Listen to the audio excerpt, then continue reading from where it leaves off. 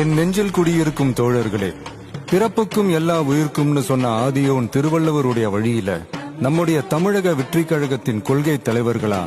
பகுத்தறிவு பகலவன் தந்தை பெரியாரையும், பார்போற்றும் பெருந்தலைவர் காமராஜரையும், அரசியல் சட்ட மாமேதை டாக்டர் அம்பேத்கரையும்,